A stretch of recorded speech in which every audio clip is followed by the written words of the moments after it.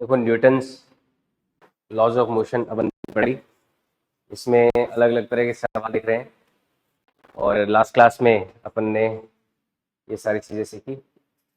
Constraint motion में फिर veg constraint motion भी देखा थोड़ा बहुत, फिर न्यूटन के अलग अलग जो लॉज हैं उसमें फिर फोर्स के अलग अलग type, normal force, tension force, friction force, फिर सेकंड लॉ।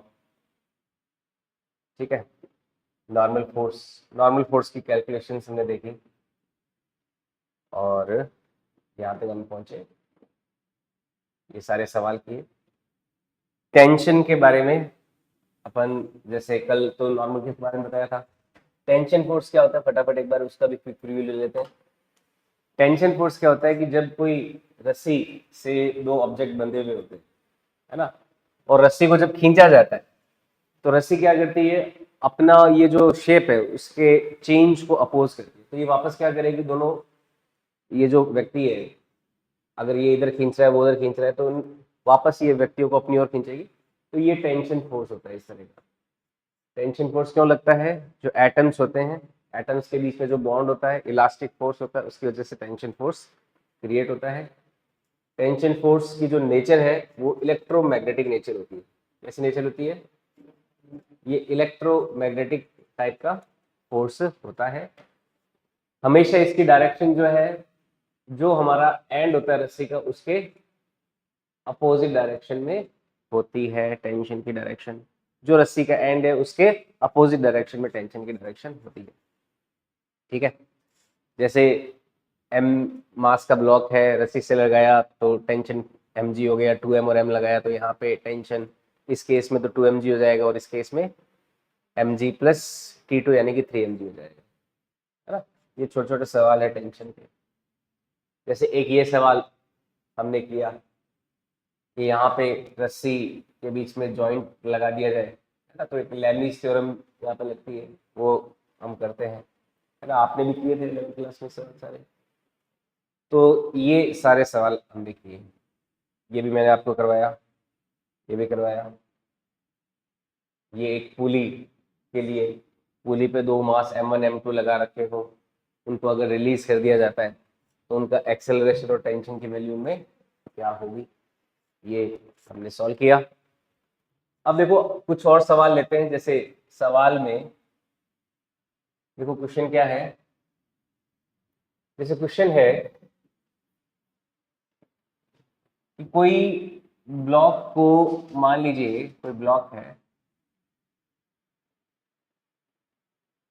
जैसे टेंशन वगैरह हो गया, अपन एक काम करते हैं, अपन फ्रिक्शन फोर्स को समझ लेते हैं, है ना। ये सवाल उसी में ले लेंगे, फ्रिक्शन में आ जाएगा। अपन स्टार्ट करते हैं अभी फ्रिक्शन के बारे में। फ्रिक्शन, फ्रिक्शन देखिए क्या होता है, व्हाट इज फ्रिक्शन, है ना। फ्रिक्शन फोर्स क्या है, हमने नॉर्मल फोर्स के बारे में जाना, हमने टेंशन फोर्स के बारे में भी जाना। अब फोर्स जो होता है, कांटेक्ट फोर्स का एक जो टाइप है, इसको बोलते हैं फ्रिक्शन फोर्स, इसके बारे में जानते हैं। फ्रिक्शन फोर्स क्या होता है, जैसे हम जब चलते हैं तो कभी भी कोई दो रफ सरफेस जब होती है, जब दो रफ सरफेस आपस में कांटेक्ट में होती है, तो कांटेक्ट में जब होती है तो उन दोनों ऑब्जेक्ट जिनके लिए ये रफ सरफेस कांटेक्ट में है, ये फ्रिक्शन फोर्स कुछ ऐसा फोर्स होता है जो उनके आपस में रिलेटिव मोशन को अपोज करता है ना। ये चीज थोड़ा ध्यान से समझना। जैसे मान लीजिए कोई, मैंने एक सरफेस लिया, है ना, ये सरफेस ले लिया और ये सरफेस थोड़ा रफ है ना, स्मूथ नहीं है। स्मूथ होने का मतलब एकदम प्लेन टाइप का वैसा नहीं है, ऐसा रफ सरफेस है ये रफ सरफेस, खुरदरा। ठीक है, इसमें जब कोई ब्लॉक रख देते हैं, जैसे ये ब्लॉक रखा मान लो अपन ने, अब इस ब्लॉक को अगर मूव कराने की कोशिश करें, ये ब्लॉक है, इस ब्लॉक को हम ये धक्का, कोई एफ फोर्स वगैरह लगाया, कुछ धक्का दिया, है ना, तो इस ब्लॉक को, ये ब्लॉक का जो मोशन है, ये फोर्स तो चाहता है इस ब्लॉक का मोशन इस तरफ हो, लेकिन ये जो नीचे वाली रफ सरफेस है वो इस मोशन को अपोज करेगी, ये बोलेगी नहीं, आगे मत जाओ, फ्रिक्शन में फ्रिक्शन क्या करेगा, आगे उसको नहीं जाने देगा। तो इन दोनों के बीच में होने वाला जो रिलेटिव मोशन है उसको क्या करेगा, अपोज करेगा। तो इस ब्लॉक पे फ्रिक्शन की डायरेक्शन किधर लगेगी, पीछे की ओर। इस ब्लॉक पे फ्रिक्शन की डायरेक्शन लगेगी, फ्रिक्शन फोर्स पीछे की ओर लगेगा इस ब्लॉक पे। क्यों, क्योंकि जो नीचे वाला सरफेस है वो क्या करेगा, इसके मोशन को अपोज करेगा, तो अपोज करने के लिए फ्रिक्शन उसको पीछे की ओर लगाना पड़ेगा। अब एक न्यूटन का जो थर्ड लॉ ऑफ मोशन है वो क्या कहता है कि in this universe for every action force there is a reaction force. तो हर एक्शन फोर्स का क्या होता है, रिएक्शन फोर्स होता है। तो रिएक्शन फोर्स की वजह से, यानी कि इस ब्लॉक पे अर्थ पीछे की ओर या नीचे वाले जो रफ सरफेस है पीछे की ओर फ्रिक्शन फोर्स लगा रही है, तो ये ब्लॉक क्या करेगा, इस सरफेस पे कहां लगाएगा फ्रिक्शन फोर्स, आगे की ओर लगाएगा। समझ में आई बात, एक्शन रिएक्शन पेयर में एग्जिस्ट करता है, ठीक है। फ्रिक्शन का कारण क्या है, फ्रिक्शन का कारण वही इलेक्ट्रोमैग्नेटिक फोर्स ही है ना। होता क्या है कि फ्रिक्शन को अगर आप समझना चाहो तो मैं इस पूरे पार्ट को अगर जूम कर दूं, जैसे अपन जूम करते हैं ना कैमरे में, तो इतने इतने पार्ट को अगर अपन जूम करें तो अपन को इसकी जो स्ट्रक्चर है, इन दोनों बॉडीज की स्ट्रक्चर, वो देखो कुछ ऐसे दिखाई देगी। जैसे ऊपर वाला ऑब्जेक्ट है, ऊपर वाला ऑब्जेक्ट के नीचे वाले पार्ट में इस तरह से क्या बने होंगे, टीथ बने होंगे ऐसे रफ सरफेस के लिए, और नीचे वाली रफ सरफेस है उसके लिए भी क्या बने होंगे, ऐसे ही टीथ्स बने होंगे। तो ये टीथ्स क्या करते हैं, एक दूसरे में इंटरलॉकिंग कर देते हैं, इंटरलॉकिंग कर देते दोनों, फिर चल नहीं पाते तो क्या क्रिएट हो जाता है, फ्रिक्शन क्रिएट हो जाता है। तो फ्रिक्शन किसकी वजह से क्रिएट होता है, दोनों रफ सरफेस के जो टीथ्स है उनकी इंटरलॉकिंग की वजह से। जैसे मेरी ये अंगुलियां इन अंगुलियों के बीच में अगर पैक हो जाए तो दोनों आपस में एक दूसरे को मूव कराना मुश्किल होगा ना। तो यही इंटरलॉकिंग यहाँ पे दो रफ सरफेस के बीच में पाई जाती है, जिसकी वजह से फ्रिक्शन फोर्स क्रिएट होता है। फ्रिक्शन का मेन पर्पस क्या है, फ्रिक्शन कैसे आइडेंटिफाई करते हैं, फ्रिक्शन जो है एक ऐसा फोर्स है जो दो बॉडीज के बीच रिलेटिव मोशन को अपोज करता है ना। वो चाहता है कि जो आगे जा रहा है पीछे रहे, जो पीछे जा रहा है वो आगे आ जाए, है ना। दो बॉडीज के बीच होने वाले रिलेटिव मोशन को अपोज करता है friction force. Friction force opposes relative motion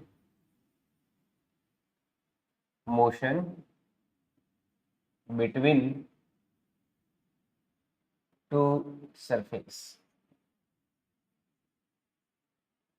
कोई भी दो रफ सरफेस जो होती है उनके बीच के रिलेटिव मोशन को अपोज करने वाला फोर्स क्या है, फ्रिक्शन फोर्स है ना।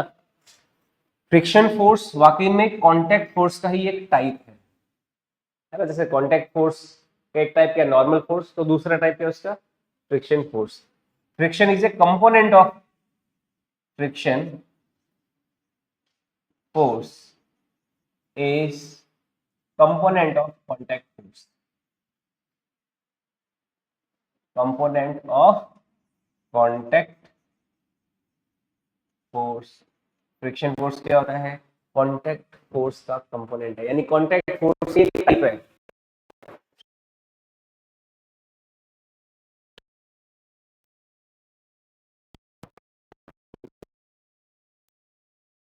चाइना में एक बुलेट ट्रेन चलती है, चाइना में डेवलप्ड नेशंस है उनमें।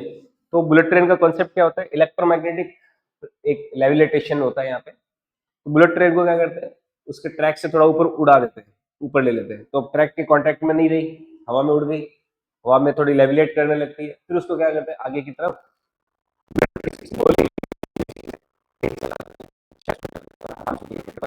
ऐसे चलती है। तो वहां पे क्या है, हो गया, खत्म हो गया, तो फिर क्या, उसको जितनी स्पीड देनी चाहो। तो थोड़े अपन देखते हैं टाइप्स ऑफ फ्रिक्शन वगैरह, ये बात आपको पता है, समझ आई बात, आगे बढ़े। नेक्स्ट देखो फ्रिक्शन में क्या आता है, types of friction. Types of friction, friction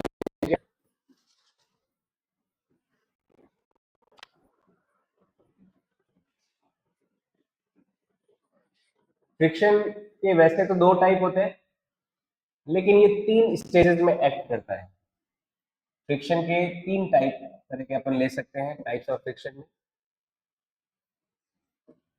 जैसे कोई ऑब्जेक्ट जो है उसको अगर हम धक्का देके उसको चलाएं, मान लीजिए कोई ऑब्जेक्ट लेते हैं,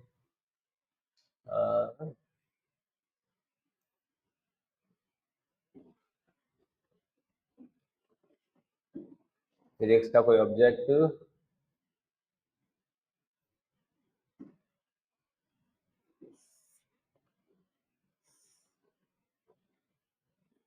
चलो लकड़ी का ब्लॉक ले लेते हैं।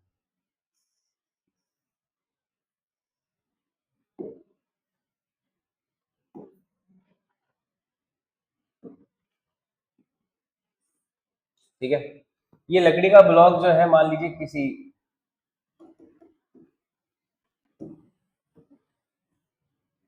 सरफेस पे रखा होगा,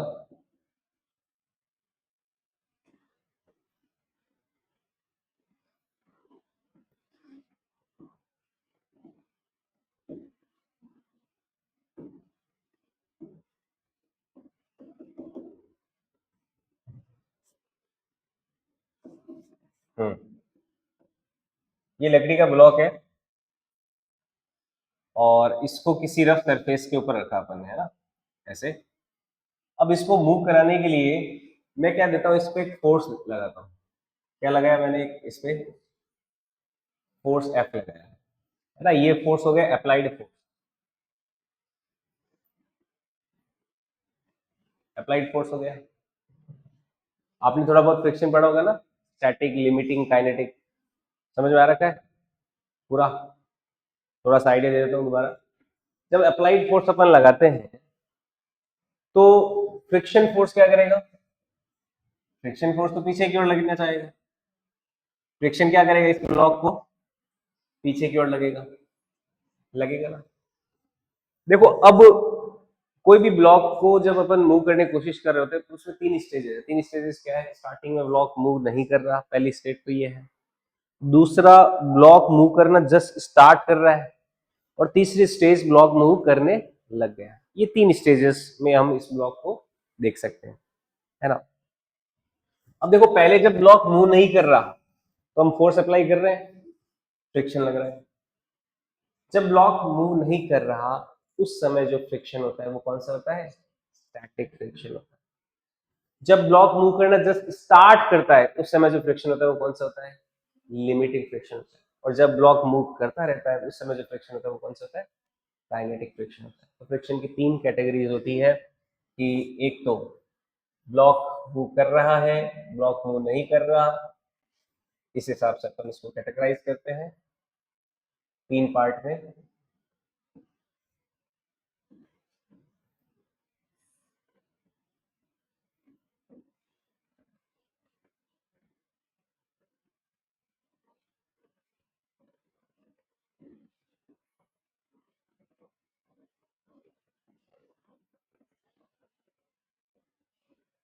तीन पार्ट। पहला तो कौन सा है, स्टैटिक फ्रिक्शन, है ना। एक तो स्टैटिक होता है, एक होता है limiting,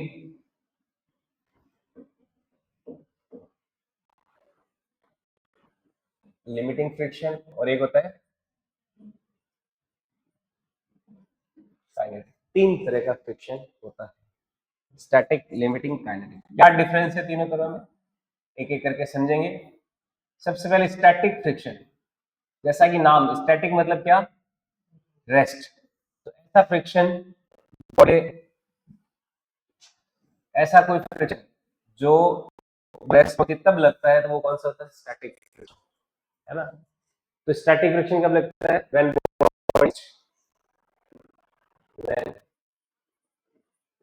body is in rest.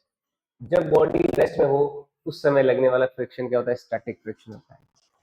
Limiting friction क्या होता है, जब बॉडी जस्ट मोशन अपना start, when body just start it's motion, जब बॉडी अपना मोशन जस्ट स्टार्ट ही करती है तो वो लिमिटिंग हो गया। और काइनेटिक कौन सा होता है? जब बॉडी मोशन कर रही होती है, व्हेन बॉडी इज मूविंग। अब इन तीनों केसेस में इनकी न्यूमेरिकल जो वैल्यू है, जैसे स्टैटिक फ्रिक्शन को तो एफ एस से डिनोट करते हैं, लिमिटिंग को एफ एल से डिनोट करते हैं, काइनेटिक को एफ के से डिनोट करते हैं। तो जो स्टैटिक फ्रिक्शन होता है, सबसे पहले स्टैटिक फ्रिक्शन के बारे में बात करें, एफ एस।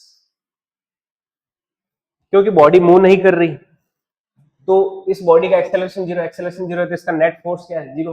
यानी जितना अप्लाइड फोर्स होगा उतना ही फ्रिक्शन फोर्स होगा। तो स्टैटिक फ्रिक्शन जो होता है हमेशा क्या होता है?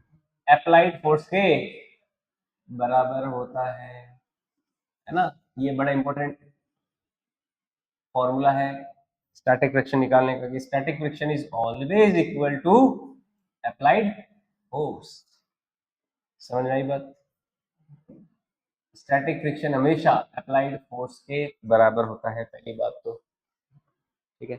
दूसरा, लिमिटिंग फ्रिक्शन। लिमिटिंग फ्रिक्शन क्या होता है? ये फ्रिक्शन की मैक्सिमम वैल्यू होती है।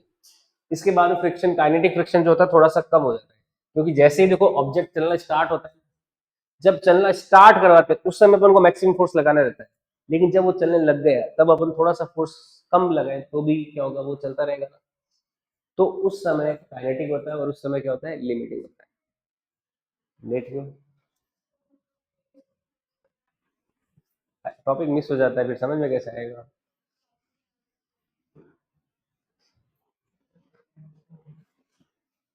लिमिटिंग फ्रिक्शन, जब बॉडी जस्ट अपना मोशन स्टार्ट करती है उस समय जो फ्रिक्शन होता है वो कौन सा होता है? लिमिटिंग फ्रिक्शन होता है। अब लिमिटिंग फ्रिक्शन देखो किस पे डिपेंड करेगा। अगर मैं ऊपर से इस बॉडी को कंप्रेस करूं तो मेरे लिए इस बॉडी का जब मोशन जस्ट स्टार्ट करना हो तो क्या होगा? वो फोर्स की वैल्यू बढ़ जाएगी। जैसे एग्जांपल के तौर पे वो पानी वाली बोतल है, नहीं नहीं आज खुशी नहीं आई तो पानी की बोतल भी नहीं आई। चलो ये देखो ब्लॉक एक, जैसे ये है। अब इसको मोशन को मैंने स्टार्ट किया तो कुछ फोर्स लगाना पड़ा, मान लो 6 न्यूटन पे इसने अपना मोशन स्टार्ट कर दिया। पहले देखो लगाया 1 न्यूटन, स्टार्ट नहीं हुआ, 2 न्यूटन स्टार्ट नहीं, 3 न्यूटन स्टार्ट नहीं, 4 न्यूटन, 5 न्यूटन तक स्टार्ट नहीं हुआ। 6 न्यूटन पे एग्जैक्टली क्या कर दिया इसने? मोशन अपना स्टार्ट कर दिया। बट 6 न्यूटन लगाने के बाद में इसको जब मोशन करवा रहे हैं तो अब अपन को 6 से थोड़ा कम चाहिए, 5 या 4 में भी ये चल सकता है ना। अब देखो अगर मैं इसको ऊपर से कंप्रेस करूं तो अब मुझे 6 से ज्यादा लगाना पड़ेगा ना। तो कंप्रेस करने से क्या बढ़ गया? कौन सा फोर्स बढ़ गया? क्या नॉर्मल फोर्स बढ़ा नहीं है? जैसे इसको कंप्रेस करेंगे तो एक्शन का रिएक्शन बढ़ जाएगा तो नॉर्मल फोर्स बढ़ जाएगा ना। तो नॉर्मल फोर्स बढ़ने से क्या बढ़ जाता है? लिमिटिंग फ्रिक्शन की वैल्यू बढ़ जाती है ना। तो लिमिटिंग फ्रिक्शन जो होता है ये प्रोपोर्शनल होता है नॉर्मल फोर्स के। जितना ज्यादा नॉर्मल फोर्स होगा उतना ही ज्यादा लिमिटिंग फ्रिक्शन होगा। और प्रोपोर्शनलिटी का साइन हटाएं तो कांस्टेंट आ जाता है। उस कांस्टेंट को क्या बोलते हैं? म्यू। और ये म्यू एस कहलाता है, स्टैटिक। ठीक है। तो लिमिटिंग फ्रिक्शन निकालने के लिए मैं क्या करना पड़ता है? स्टैटिक फ्रिक्शन कोएफिशिएंट में नॉर्मल का मल्टीप्लाई करना पड़ता है। फिर आता है काइनेटिक फ्रिक्शन। काइनेटिक फ्रिक्शन क्या है? जब बॉडी मोशन कर रही है, फ्रिक्शन लगे,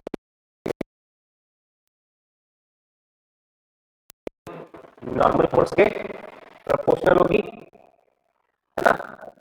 नॉर्मल फोर्स के प्रोपोर्शनल होगी और मोशन के साइन हटेगा तो क्या आ जाएगा? म्यू के आ जाएगा, काइनेटिक फ्रिक्शन कोएफिशिएंट आएगा।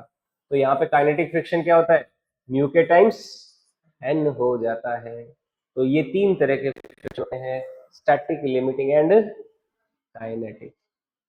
ये तो तब एक्ट करता है जब बॉडी मोशन नहीं स्टार्ट की, बॉडी रेस्ट में उस समय।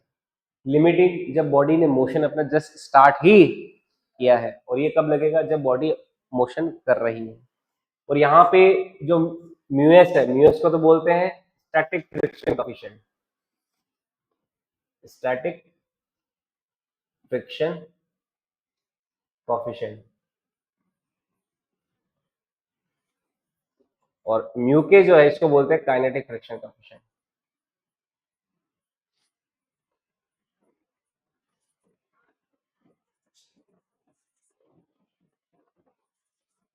ठीक है, तो ये अलग अलग होते हैं। यहाँ पे देखो जो एफ के होगा, एफ लिमिटिंग, क्योंकि एफ के से ज्यादा होगा, लिमिटिंग काइनेटिक से ज्यादा होता है, इसलिए जो म्यू एस है स्टैटिक फ्रिक्शन कोएफिशिएंट है वो काइनेटिक फ्रिक्शन कोएफिशिएंट से ज्यादा होता है। जो स्टैटिक फ्रिक्शन कोएफिशिएंट है वो काइनेटिक फ्रिक्शन कोएफिशिएंट से ज्यादा होता है, ये बात ध्यान रखनी है। समझ में आई बात? तो ये फ्रिक्शन के अलग अलग टाइप होते हैं। ये हमेशा ध्यान रखना कि जो स्टैटिक फ्रिक्शन है वो हमेशा अप्लाइड फोर्स के ही क्या होता है, बराबर होता है, इक्वल होता है। Static friction coefficient is always, static friction is always equal to applied force.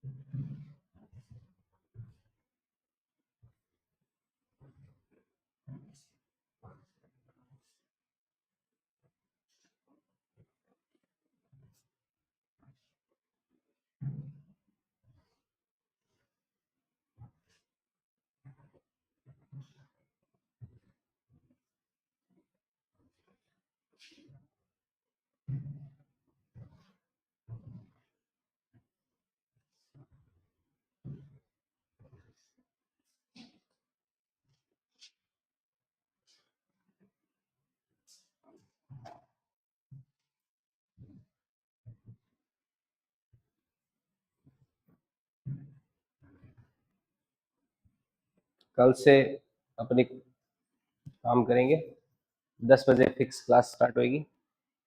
10 से 11 एक क्लास फिजिक्स की, 11 से 12 एक क्लास केमिस्ट्री की रहेगी, जिसमें 11th क्लास का पहले तो मैं थोड़ा बहुत थ्योरी बताऊंगा, फिर नीट के पीवाई की बताऊंगा। ठीक है, प्रीवियस ईयर जो नीट के क्वेश्चंस 2024 से लेकर 15 तक के जितने 5-10 साल के नीट की पीवाई के वो सारे सॉल्व करेंगे, है ना। 10 से 11, 11 से 12 2 घंटे फिजिक्स और केमिस्ट्री दोनों साथ में डिस्कस करेंगे।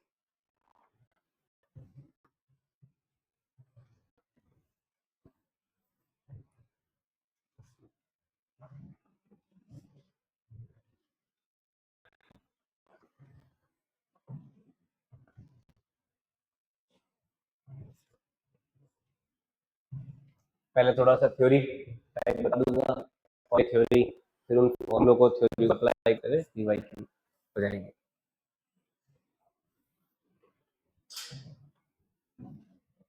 कल अपना फिजिक्स का चैप्टर तो रहेगा यूनिट डायमेंशन एरर, है ना।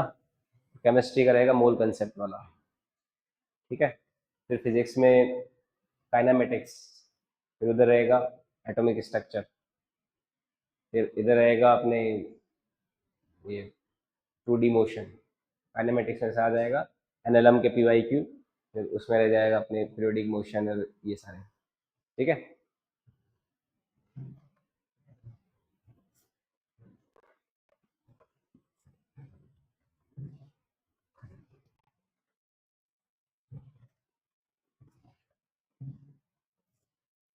इसके न्यूमेरिकल करें, स्टैटिक लिमिटिंग और काइनेटिक फ्रिक्शन को लेते हुए। जैसे एग्जांपल के तौर, मान लो एक ब्लॉक लिया,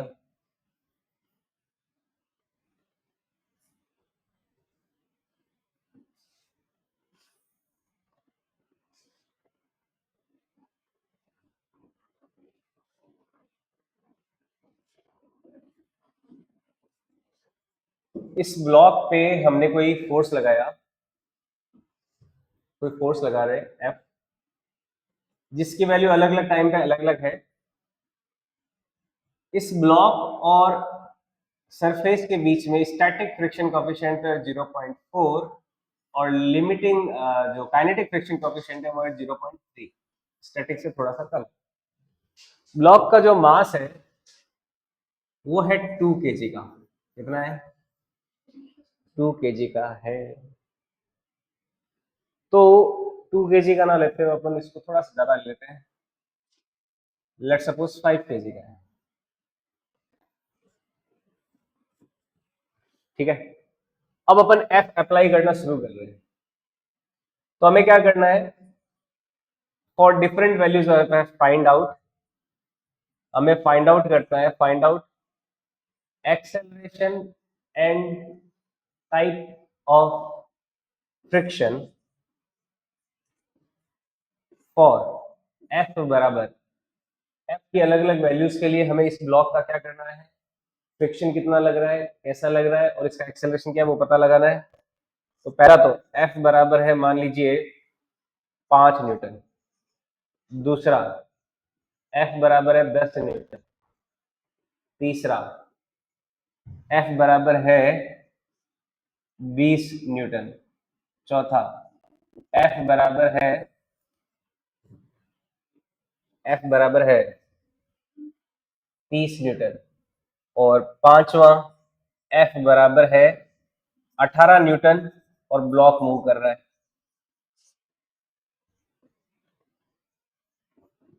तो इन सभी केसेस के लिए इस ब्लॉक पे लगने वाला फ्रिक्शन क्या होगा और एक्सेलरेशन की वैल्यू क्या होगी।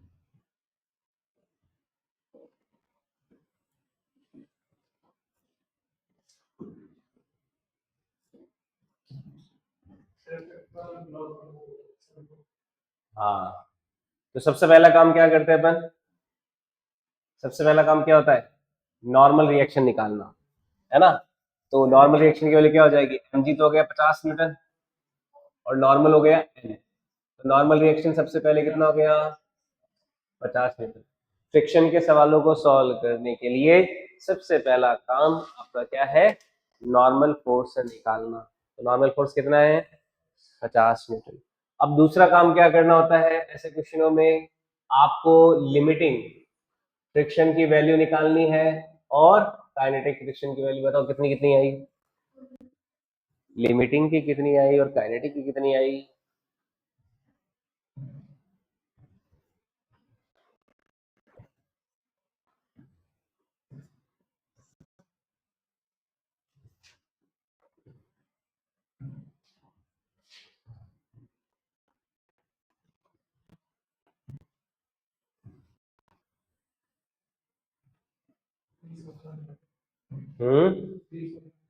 लिमिटिंग का आ गया mu S into N, mu S into N होता है, म्यू एस तो है 0.4, नॉर्मल है 50, तो कितना आ जाएगा, क्या 20 न्यूटन नहीं आ गया लिमिटिंग फ्रिक्शन का वैल्यू।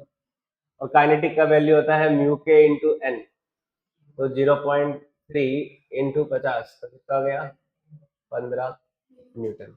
अब इससे आपको आइडिया क्या लगता है कि भाई इस ब्लॉक को 5 केजी को अगर मूव कराना है तो कम से कम कितना लगाना पड़ेगा, 20 न्यूटन को कम से कम लगाना पड़ेगा, तब जाके तो क्या होगा, खिसकना शुरू होगा, मूव करना शुरू होगा। 20 से कम करेगा तो आपके कितने भी फोर्सेस हैं, है ना। तो यहाँ पे अगर अपन देखें, सो फॉर F बराबर क्या, 5 न्यूटन पे ब्लॉक मूव नहीं करेगा, तो एक्सेलरेशन 0, फ्रिक्शन का टाइप कौन सा हो गया, स्टैटिक, और स्टैटिक फ्रिक्शन की वैल्यू किसके बराबर होती है, अप्लाइड के ही बराबर हो जाती है। समझ में आई बात। इसी तरह से ये F बराबर 10 न्यूटन है तो भी ए 0 रहेगा, फ्रिक्शन कैसा होगा, स्टैटिक नेचर का ये होगा। F बराबर अगर 10 न्यूटन भी ले लें तो एक्सेलरेशन तो क्या रहेगा 0, और स्टैटिक फ्रिक्शन की वैल्यू कितनी रहेगी 10 न्यूटन रहेगी, स्टैटिक ही रहेगा। अब जब आप F बराबर 20 न्यूटन लगा रहे हो तो उस समय एक्सेलरेशन तो जीरो रहेगा, लेकिन फ्रिक्शन कौन सा आ गया, लिमिटिंग आ जाएगा। बस फ्रिक्शन कौन सा आ गया, लिमिटिंग आ गया। तो यहां तक तो बॉडी मूव ही नहीं करेगी, मूव करना किस पे स्टार्ट करेगी, 30 न्यूटन वाले पे। अब 30 न्यूटन पे बॉडी जब मूव करेगी तो उस समय 30 तो अपन अप्लाई कर रहे हैं, और फ्रिक्शन कौन सा काम करेगा, क्योंकि बॉडी मोशन स्टार्ट कर चुकी होगी, है ना। जब अपन 30 न्यूटन लगाएंगे इस ब्लॉक पे, ये जो ब्लॉक है इस पे जब 30 न्यूटन का फोर्स लगेगा, कितना, 30 न्यूटन का, तो 30 न्यूटन क्या है, लिमिटिंग फ्रिक्शन से ज्यादा है। लिमिटिंग फ्रिक्शन कितना अपना, 20 न्यूटन। तो 20 न्यूटन से तो क्या हो गया, ज्यादा हो गया। तो ये जो 5 kg का ब्लॉक है इस पे जब 30 न्यूटन का फोर्स लग रहा है तो इस पे फ्रिक्शन कौन सा लग रहा होगा, पीछे की ओर काइनेटिक लग रहा होगा, और काइनेटिक फ्रिक्शन की वैल्यू कितनी है, 15 न्यूटन, निकाला था अभी। तो इस पे अब हमें इसका एक्सेलरेशन निकालना है। इसका एक्सेलरेशन कितना है, तो एक बात तो फ्रिक्शन की नेचर कौन सी होगी, काइनेटिक फ्रिक्शन, 15 न्यूटन लगेगा।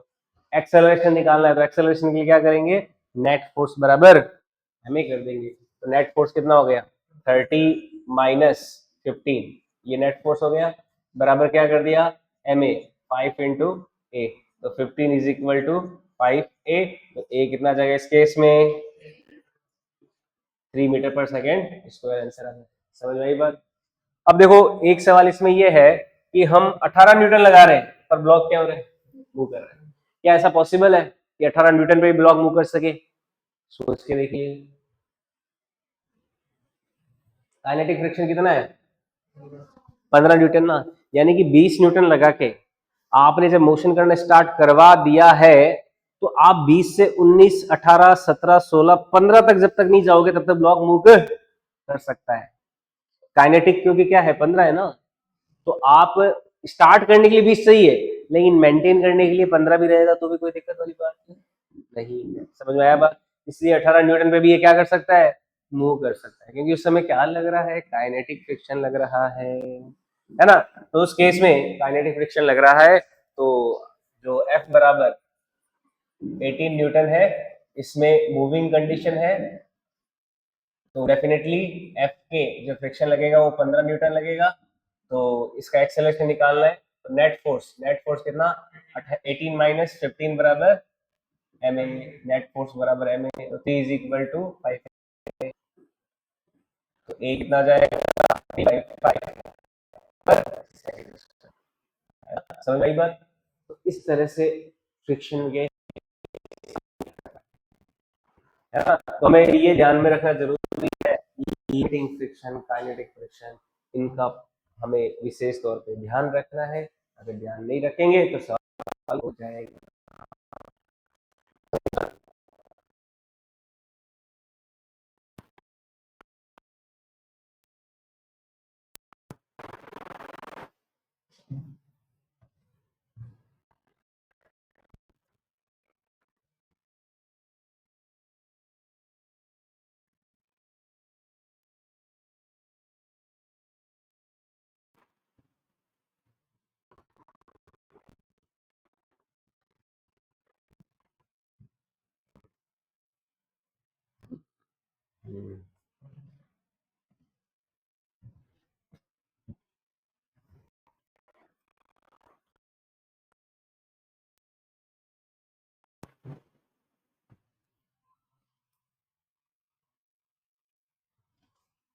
ये सवाल ध्यान में रखना, इससे आपको कभी भी लिमिटिंग, काइनेटिक और स्टैटिक में कोई कंफ्यूजन नहीं होगा।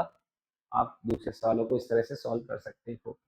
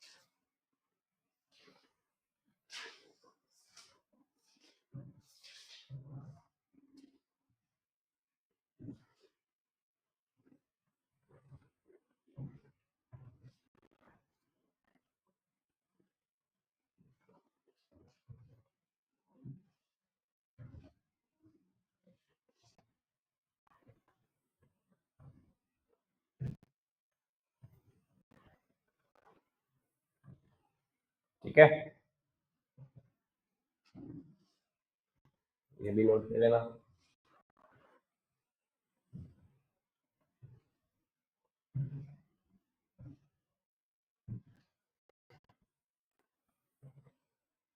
जैसे एक और सवाल कर रहे हैं, देखो क्वेश्चन क्या है। जैसे क्वेश्चन के तौर पर कोई ब्लॉक लेते हैं, इस ब्लॉक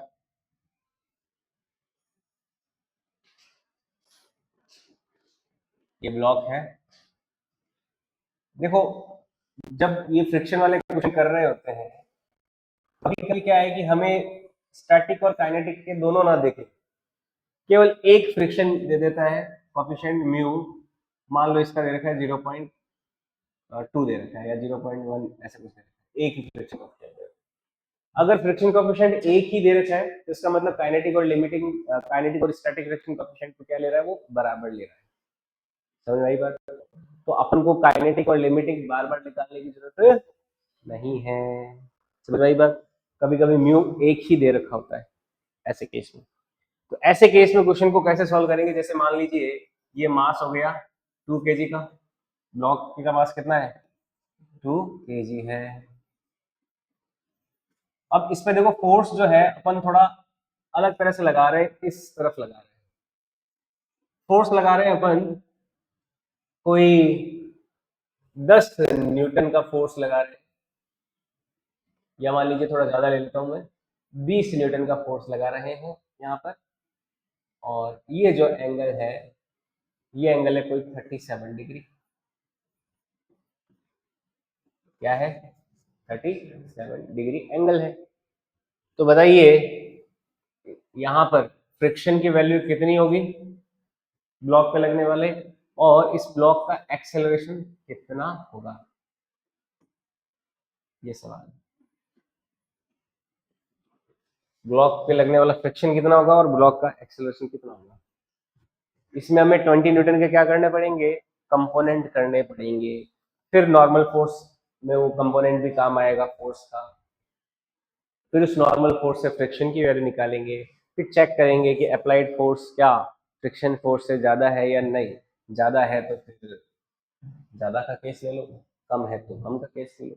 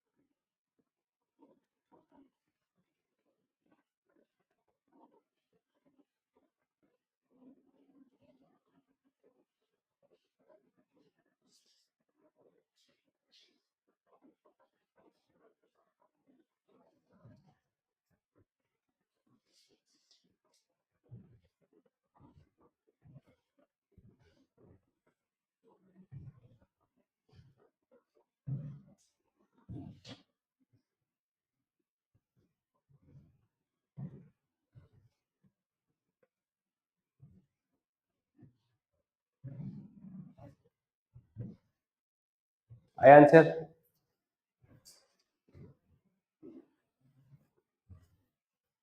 सबसे पहले तो कंपोनेंट 20 न्यूटन के, ये और ये कंपोनेंट, इन कंपोनेंट की वैल्यू क्या है, ये तो हो जाएगा 20, कितना हो गया 20 इंटू,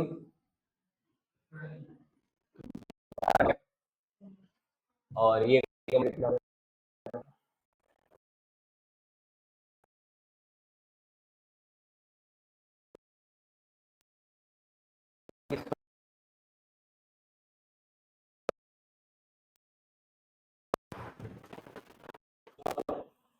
नेक्स्ट काम अपन को क्या करना होता है, नॉर्मल फोर्स निकालना होता है। क्या निकालना होता है? तो नॉर्मल फोर्स की वैल्यू कितनी, नॉर्मल फोर्स कितना, 20 न्यूटन है। ये क्यों भूल जाते हो, पहले भी गलती की है, ये क्यों भूल जाते हो? ग्रेविटी प्लस 12, तो नॉर्मल फोर्स की वैल्यू कितनी है, 20 प्लस 12 इज इक्वल टू कितना, कितना हो गया,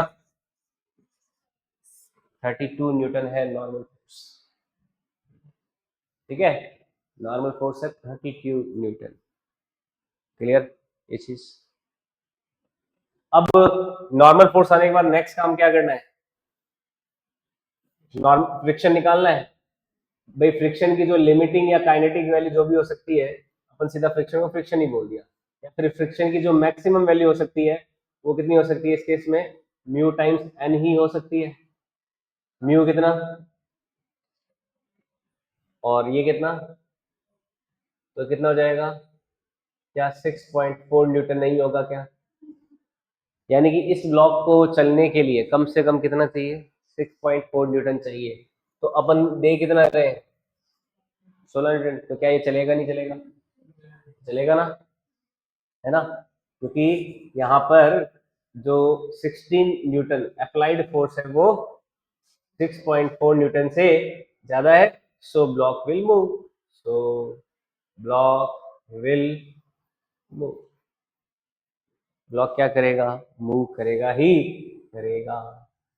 करेगा तो करेगा तो किस एक्सेलरेशन से करेगा, ये हो जाएगा नेट फोर्स बराबर है में, नेट फोर्स कितना हो गया, नेट फोर्स 16 माइनस, उस समय फ्रिक्शन कितना लग रहा होगा पीछे की ओर, 6.4 लग रहा होगा ना, 16 माइनस 6.4, नेट फोर्स बराबर एम ए, यानी कि 2 इंटू ए। 16 में से 6.4 गया तो कितना बच गया, 9.6 बराबर 2a। तो a की वैल्यू कितनी आ जाएगी, 9.6 डिवाइडेड बाय 2, तो ये आ जाएगा 4.8 मीटर पर सेकंड स्क्वायर, ये आंसर आ जाएगा।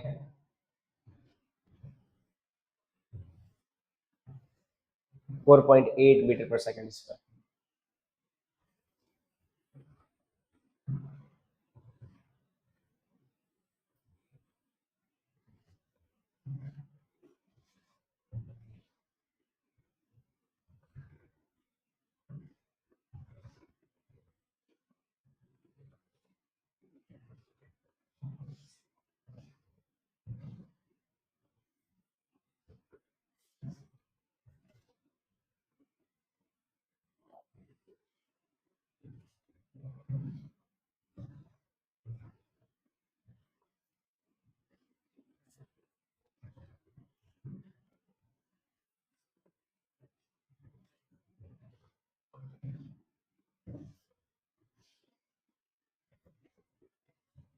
ओके, आई बात समझ में?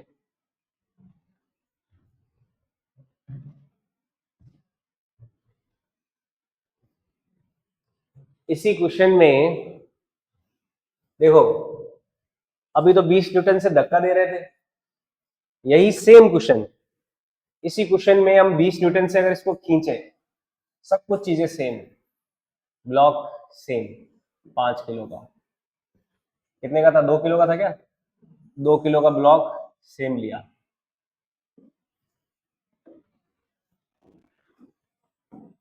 ठीक है, लेकिन इसको हम खींच किससे रहे हैं, इस बार खींच रहे हैं ना कि धक्का दे रहे हैं। तो खींचने में धक्का देने में कुछ अंतर आ जाएगा, उस अंतर को हमें समझना है कि ऐसा क्या अंतर आ जाता है कि कैसे, और धक्का देने में चेंज आ जाए कुछ। ये 37 डिग्री एंगल, ये 20 न्यूटन, ये 2 केजी, और फ्रिक्शन कोएफिशिएंट म्यू वही 0.2। तो इस केस में आपको क्या पता लगाना है, find out acceleration and friction. कितना फ्रिक्शन लग रहा है इस ब्लॉक पे और कितना एक्सेलरेशन है इस ब्लॉक का, इस केस में, जब उसको 20 न्यूटन से खींच रहे हैं। फिर कंपोनेंट निकालिए, फिर नॉन रिएक्शन निकालिए, फिर फ्रिक्शन निकालिए, चेक करिए अप्लाइड फोर्स क्या फ्रिक्शन फोर्स से ज्यादा है, तो नेट फोर्स बराबर है हमें करके एक्सेलरेशन निकाल लीजिए।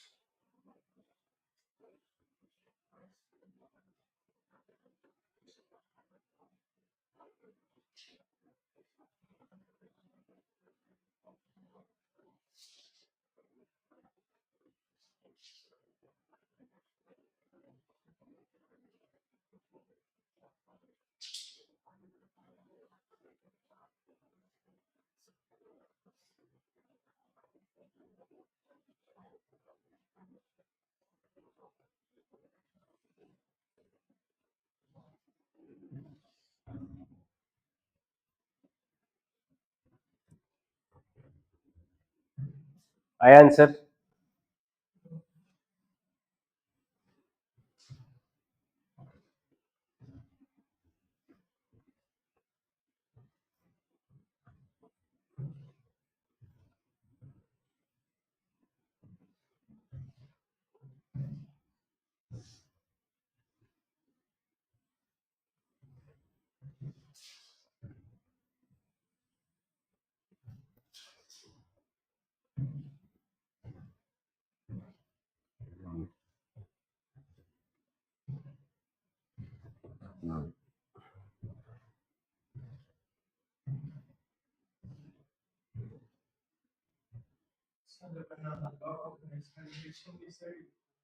फ्रिक्शन तो हमेशा मोशन के अपोजिट डायरेक्शन दिखेगा। ब्लॉक का मोशन जिस तरफ होगा उसके अपोजिट डायरेक्शन फ्रिक्शन दिखा दो।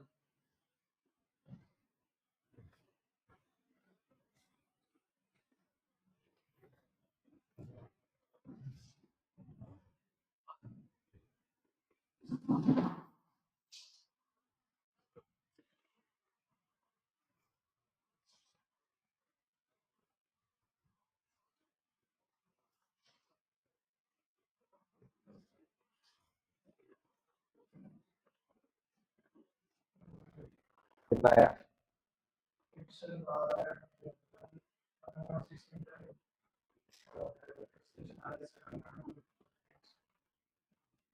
ठीक है,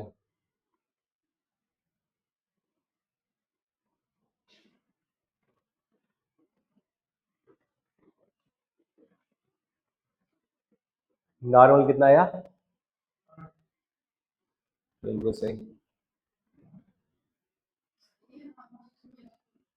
नॉर्मल कितना आया? तो फ्रिक्शन कितना जाएगा? बिल्कुल सही। फिर नेट फोर्स बराबर है, करो हॉरिजॉन्टल डायरेक्शन में कितना अप्लाई फोर्स कर रहे हैं उसमें फ्रिक्शन घटा के उसको एम के बराबर कर दो।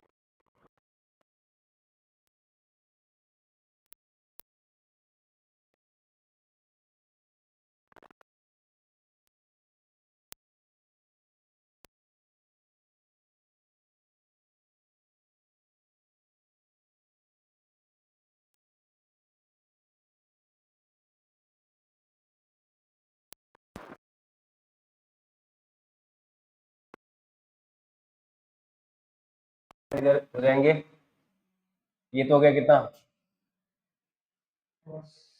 20 cos 37 कितना 16 न्यूटन, और ये 20 sin 37 12 न्यूटन हो गया।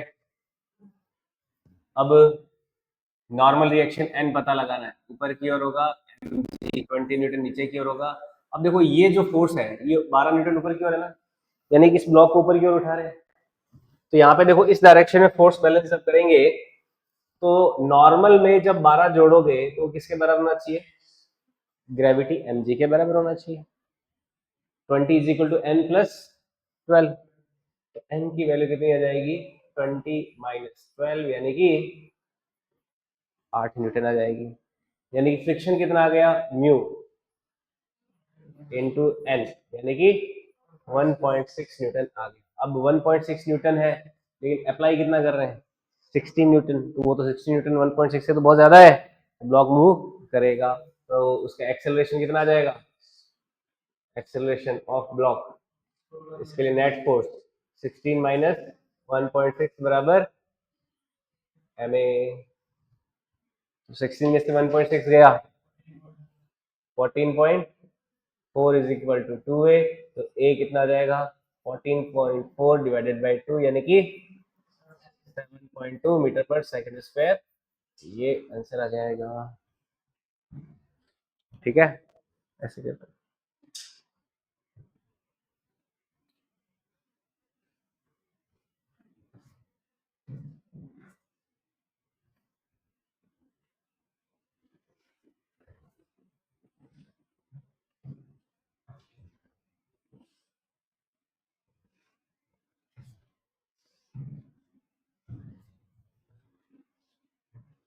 ओके, फ्रिक्शन समझ में आया, फ्रिक्शन के क्वेश्चंस को कैसे डील करना है। अब एनएलएम में एक कंफ्यूजिंग टॉपिक क्या होता है, सूडो फोर्स होता है ना। सूडो फोर्स क्या होता है, उसको समझने से पहले अपन को समझना होता है type of frames, type of reference frame system है ना, फ्रेम ऑफ रेफरेंस वगैरह ऐसे। तो देखो क्या होता है सूडो फोर्स को समझने के लिए,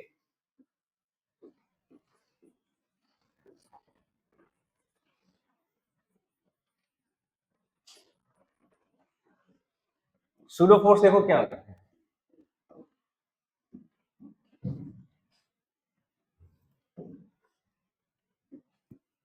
सूडो मतलब झूठा, छदम, यानी कि ये फोर्स एक्चुअल में एग्जिस्ट नहीं करता, फिर भी हमें क्वेश्चंस को सॉल्व करने के लिए यूज करना पड़ता है। ऐसा फोर्स क्या कहलाता है, सूडो फोर्स कहलाता है। मतलब एक्चुअल में एग्जिस्ट नहीं करता और न्यूमेरिकल सॉल्व करने हो, डेरिवेशंस के लिए, इनके लिए हमें इसकी जरूरत पड़ती ही पड़ती है। तो सूडो फोर्स होता है क्या है, सूडो फोर्स को समझने के लिए अपन को समझना होगा types of frame of reference.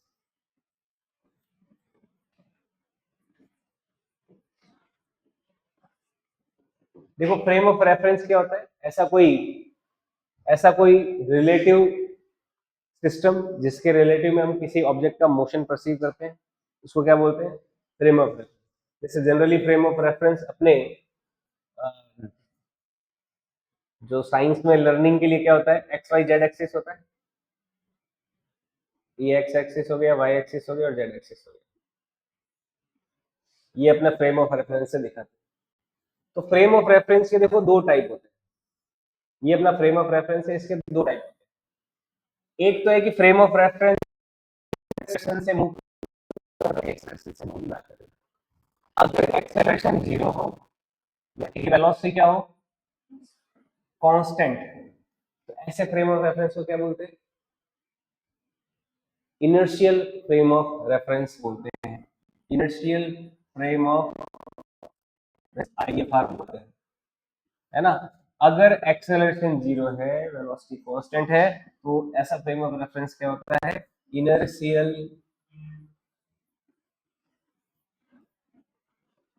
Frame of reference बोलते हैं। लेकिन अगर एक्सेलरेशन जीरो ना हो और वेलोसिटी चेंज हो रही है, तो ऐसे केस में फ्रेम ऑफ रेफरेंस को क्या बोलते हैं? Non inertial frame of reference. NIS बार से डिनोट कर सकते हैं इसको। तो ऐसा फ्रेम ऑफ रेफरेंस कहलाता है non inertial frame of reference. ठीक है, तो शूडो फोर्स देखो कब एग्जिस्ट करता है? ये non inertial frame of reference के लिए पहली बात तो एग्जिस्ट करता है। इनर्शियल में शूडो फोर्स की जरूरत नहीं होती। ऐसा फ्रेम ऑफ रेफरेंस जो किसी एक्सेलरेशन से मूव कर रहा हो उसको बोलते हैं non inertial frame of reference. और ऐसे केस में जो ऑब्जेक्ट होता है उस पर सूडो फोर्स लगता है। जैसे बस में अपन खड़े होते हैं, है ना, जैसे ये कोई बस है मान लो, बस अपना मोशन स्टार्ट ही करने वाली है, और उस केस में बस अपना मोशन जैसे स्टार्ट ही करने वाली होती है, उस समय मान लीजिए हम अंदर बैठे हैं, बस के अंदर खड़े हैं मान लो, तो जैसे ही बस वाला एक्सेलेरेटर दबाता है, जैसे कोई व्यक्ति यहाँ पे खड़ा है, तो बस जैसे ही एक्सेलरेट होती है ना, बस वाले ड्राइवर ने एक्सेलेरेटर दबाया, तो जैसे ही एक्सेलरेट होती है तो अपन को क्या फील होता है? पीछे की ओर धक्का एक्सपीरियंस होता है ना, होता है नहीं होता? वाकई में ये है नहीं, लेकिन बस के मोशन की वजह से अपन को फील हो रहा है। तो ये जो फोर्स होता है वो क्या होता है? Pseudo force. क्योंकि बस के रिलेटिव में देखा जाए, क्या देखा जाए, बस के रिलेटिव में हम देखें तो एक्सेलरेशन आगे की ओर है। अगर इस ऑब्जेक्ट का मास m है तो जो सूडो फोर्स होता है, सूडो फोर्स की वैल्यू कितनी हो जाती है? सूडो फोर्स हमेशा non inertial frame of reference का जो एक्सेलरेशन है उसके अपोजिट डायरेक्शन में लगता है। और कितना लगता है? ऑब्जेक्ट का mass into non inertial frame of reference का एक्सेलरेशन। ये हो जाता है हमारा सूडो फोर्स। ये है सूडो फोर्स। समझ में आई बात? ठीक है, तो सूडो फोर्स क्या होता है? जब भी कोई मोशन हम non inertial frame of reference के रिलेटिव में देखते हैं तो हमें क्या देखने को मिलता है कि जो ऑब्जेक्ट है उस पे एक non inertial frame of reference के एक्सेलरेशन के एक्सपीरियंस होता है, उसी को ही क्या बोलते हैं? सूडो फोर्स बोलते हैं। समझ आई बात, है ना? ये सूडो है यानी कि छद्म है, एग्जिस्ट एक्चुअल में नहीं करता, पर इसको न्यूमेरिकल्स वगैरह के सॉल्व करने के लिए दिखाना कभी कभी, है ना? आई बात समझ में? जैसे लिफ्ट का मोशन होता है, तो लिफ्ट के केस में जैसे लिफ्ट जो है, ये मान लो लिफ्ट है, लिफ्ट में कोई व्यक्ति है, अगर लिफ्ट ऊपर की ओर एक्सेलरेट हो रही है तो इस पे सूडो फोर्स कितना लगेगा? ma। नीचे की ओर एक mg भी लग रहा है और ma दोनों लग गए, तो इसका जो नेट वेट होगा वो क्या हो जाएगा? mg प्लस ma, या फिर m कॉमन ले लें तो g प्लस a हो जाएगा। यानी कि इसका g इफेक्टिव जो है इस समय कितना हो जाएगा? g प्लस a हो जाएगा। समझ में आई बात? अगर यही लिफ्ट, यही सेम लिफ्ट मान लीजिए नीचे की ओर एक्सेलरेट हो रही होती, है ना, यही सेम लिफ्ट लेट सपोज नीचे की ओर एक्सेलरेट हो रही है, तो ऐसे केस में क्या होगा?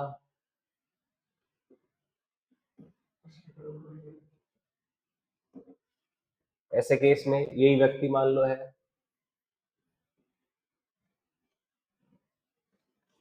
इस पे mg तो अभी भी नीचे की ओर लगे,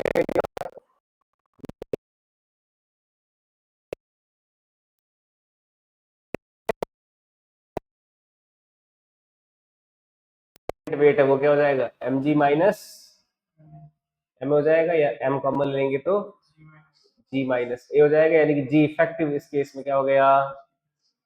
g माइनस a हो गया। समझ में आई बात? और जैसे कोई गाड़ी है, कार्ट है, इस कार्ट में कोई ब्लॉक अपन लटका देते हैं तो ब्लॉक पीछे की ओर चला जाता है, इस तरह से होता है ना, ऐसा केस मान लो है। तो ये कार्ट मान लीजिए a एक्सीलरेशन से आगे की ओर जा रही है, इसका मास m है, तो इस पे नीचे की ओर तो लगेगा mg, और इस तरफ इस पे क्या लगेगा? ma लगेगा, सूडो फोर्स पीछे की ओर। और फिर यहाँ पर अपन को ये टेंशन वगैरह या थीटा एंगल पता लगाना हो ये वर्टिकल के साथ क्या एंगल बनाएगा। तो ऐसे केस में अपन क्या करेंगे, इसको थीटा ले लेंगे। ये जो रस्सी है इसमें टेंशन टी है, ये थीटा है, तो ये भी थीटा हो जाएगा। यानी टेंशन का जो टी कॉस कंपोनेंट है, ये जो कंपोनेंट है वो क्या हो जाएगा, टी कॉस थीटा, और ये कंपोनेंट हो जाएगा, तो टी कॉस थीटा जो कंपोनेंट है वो तो एम जी के बराबर हो जाएगा, और T sine theta component N A के बराबर हो जाएगा। तो दूसरी इक्वेशन में पहली का डिवाइड जब करोगे तो क्या हो जाएगा, टेन थीटा बराबर क्या हो जाएगा, ए अपॉन जी। ये रिलेशन आ जाता है, इससे हम थीटा की वैल्यू निकाल सकते हैं। तो थीटा बराबर क्या आ जाएगा, टेन इनवर्स ए अपॉन में जी होते हैं। समझ में आई बात। तो ये पूरा न्यूटन लॉज ऑफ मोशन के जो मेन मेन पॉइंट्स वो अपन ये इस तरह के रहते हैं। फ्रिक्शन रहता है, सूडो फोर्स रहता है, और नेट फोर्स बराबर एम ए वाला फॉर्मूला है, पुली फॉर्मूला है, कंस्टेंट मोशन के लॉजिक से आइडियाज है। बस इतना हमें आना चाहिए। इतना अगर आता है तो हम एनएलएम का कोई भी क्वेश्चन सॉल्व कर सकते हैं बिना किसी मतलब दिक्कत के, है ना। समझ में आएगा, ठीक है। तो ये एनएलएम का आपका एक शॉर्ट थ्योरी है, अंडरस्टैंड, समझ में आया, क्लियर हुआ एनएलएम के आपको आ रहे थे, अब हो रहे सवाल। बस मैथ्स जो है सिली मिस्टेक्स वाली वो ध्यान रखो, बाकी तो सारा आपको आता ही है।